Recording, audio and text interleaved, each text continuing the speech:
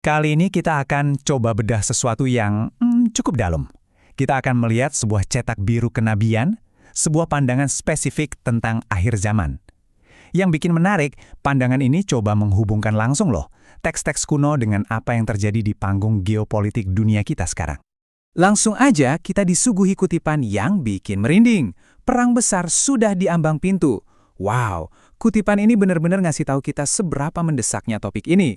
Menurut pandangan Syekh Imran Hossein, waktu kita, ya bisa dibilang hampir habis. Oke, mari kita mulai dari dasarnya dulu. Ada satu hal yang menarik banget dari sumber ini. Ternyata ada titik temu, semacam ramalan bersama yang cukup mengejutkan di antara 3 agama besar dunia. Nah, ini dia titik temunya. Ternyata, menurut sumber ini, baik Yudaisme, Kristen maupun Islam, itu semuanya sama-sama menantikan seorang Mesias. Dan Mesias ini digambarkan akan memerintah dunia dari mana? Dari Yerusalem. Bedanya emang tipis sih. Ada yang percaya dia akan datang untuk pertama kali, ada yang percaya dia akan kembali. Tapi intinya, pusat dari semua ini, ya Yerusalem. Terus siapa sih sebenarnya Sang Mesias ini?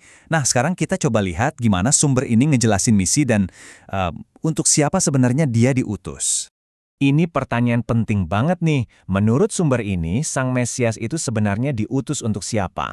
Jawabannya katanya adalah kunci untuk memahami keseluruhan ramalan ini. Untuk menjawabnya, sumber ini langsung merujuk ke Al-Quran. Ada ayat yang spesifik banget bunyinya, "Wahai Bani Israel, sesungguhnya aku adalah utusan Allah kepadamu." Nah, poin ini yang terus diulang-ulang untuk menegaskan argumen bahwa misi Sang Mesias itu ya sangat spesifik tujuannya. Oke, jadi apa sih arti Mesias atau Al-Masih itu sendiri? Menurut penjelasan di sini, istilah itu datang dari kata kerja menyentuh. Maksudnya adalah seseorang yang, katakanlah, terus-menerus disentuh oleh Roh Kudus atau Malaikat Jibril. Sentuhan inilah yang memberinya kemampuan luar biasa yang gak dimiliki manusia biasa. Ya, kayak menghidupkan orang mati atau menyembuhkan orang buta. Nah, disinilah argumennya jadi cukup menantang. Berdasarkan interpretasinya terhadap ayat-ayat Al-Quran, sumber ini sampai pada kesimpulan yang cukup berani. Dikatakan bahwa ramalan itu menunjuk pada para pengikut Yesus, bukan pengikut Nabi Muhammad yang nantinya akan diangkat ke posisi dominan di akhir zaman. Pertanyaannya, gimana caranya posisi dominan ini bisa tercapai?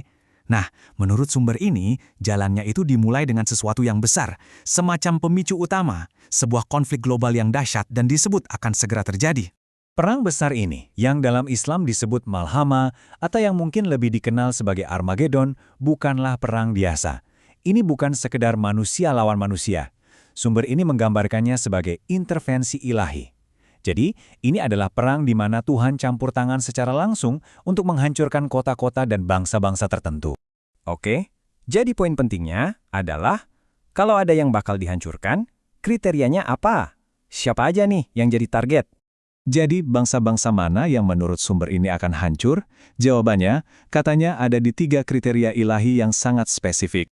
Sumber ini ngejelasin ada 3 kriteria utama. Pertama, masyarakat yang mengizinkan homoseksualitas, ini merujuk ke kisah kehancuran Sodom dan Gomora. Kedua, sistem ekonomi yang basisnya adalah riba atau bunga, yang dianggap sama aja kayak mendeklarasikan perang terhadap Tuhan. Dan yang ketiga, bangsa-bangsa yang bertindak sebagai penindas-penindas besar di dunia gitu. Mirip kayak Firaun di zaman dulu. Dan ini membawa kita ke kesimpulan langsung dari sumber ini. Menurut argumennya, peradaban barat modern dengan Amerika Serikat sebagai pemimpinnya secara spesifik memenuhi ketiga kriteria tadi. Jadi, ya, merekalah yang akan menjadi target utama dalam perang yang akan datang itu. Oke, setelah perang besar itu terjadi, terus apa lagi?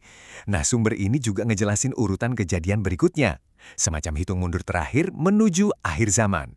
Jadi begini urutannya, semuanya dimulai dengan perang besar. Nggak lama setelah itu akan ada penaklukan Konstantinopel. Baru setelah itu Dajjal atau Antikristus muncul dalam wujud manusia. Dan puncaknya, Mesias yang asli, yaitu Yesus, akan kembali.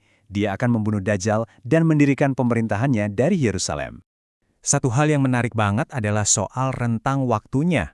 Sumber ini bilang kalau jarak waktu antara perang besar dan munculnya Dajjal itu singkat banget, bisa jadi cuma 7 bulan atau 7 tahun.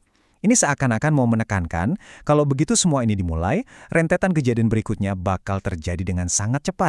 Oke, kita tutup pembahasan kali ini dengan sebuah pertanyaan untuk direnungkan. Mau kita setuju atau enggak, Analisis ini adalah contoh yang sangat jelas tentang gimana teks-teks kuno masih dipakai untuk membaca situasi geopolitik modern. Ini kan jadi memunculkan pertanyaan yang lebih besar lagi ya.